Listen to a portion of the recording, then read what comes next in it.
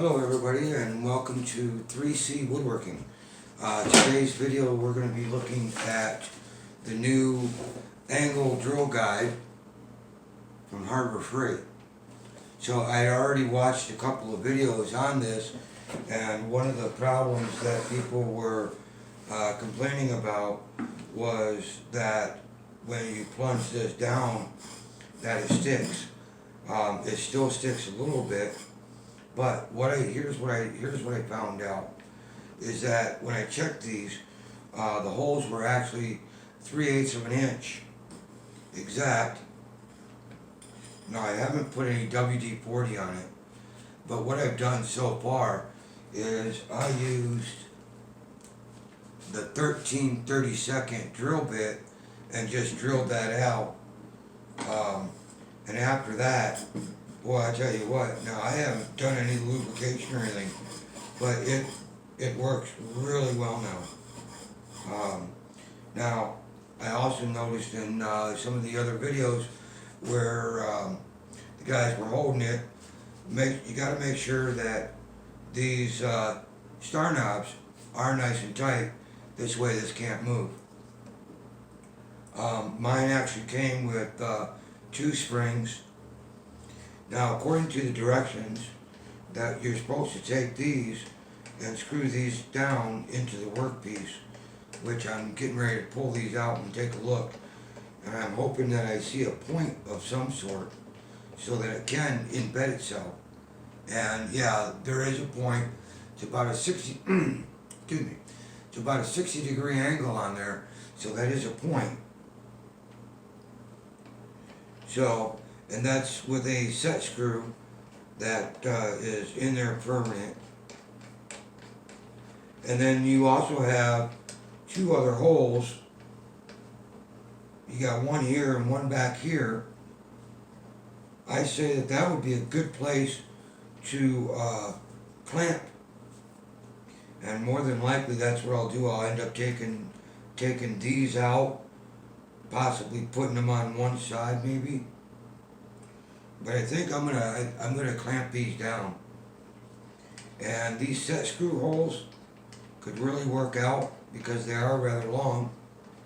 So I could take a piece of piece of wood, and just put across there. One would be a dowel would fit in here, and then the set screw would lock it down. Maybe some type of a guide. I don't know. We'll see. But as far as the this part mechanism here sticking, for the most part, as long as you're pushing on it with even pressure on even points and you're not teetering it, then yeah, it plunges really nice. Now that I opened it up again, I used a 13/32 drill bit. Here you see it just, I got just a little bit, just cleaned it out just a little bit. Very, very little play, maybe 4/1000th of an inch play, nothing major. I like it.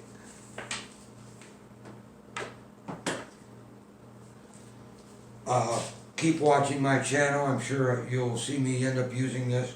If it works the way I'm hoping it to, then you'll see coming up real soon where I'm actually going to be using this.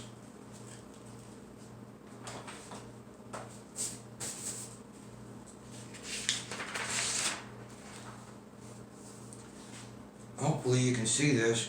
This is going to be another custom made box. This one is going to hold a couple of jars down here. So I'm going to be cutting 2-inch diameter holes into 3/4 inch piece of material, and I'm hoping to use this to do that along with a hole cutter. For this particular project, hopefully you can see this diagram, but in this project I'm going to be using a 12 by 36 inch project board that's 3/4 of an inch thick. So I have exactly 12 and exactly 36. So when laying this out, I have to take into account the kerf of the blade. And what you're seeing here is a diagram so I can maximize the material and pay attention to grain direction, because in this board the grain is going to be running this way, this is going to be on the side, which is going to be running in the same direction, and then this is going to be running up, and so everything is going to expand and contract at the same rate. And with this 112 by 36 board, I'm going to get a base, a lid, the two sides, small sides, and the two big sides, plus my 6 3/8 piece that I need that's going to sit in here, that's going to be drilled out with 2 holes at 2.5 inch diameter to hold the jars. So out of this one project board, I get almost everything. Stay tuned and you'll see. I more than likely going to put that on video where I do the cross cutting and the running it through the table saw and cutting everything according to these dimensions and this layout. So hopefully you like. Please leave a comment down below, and thank you for watching.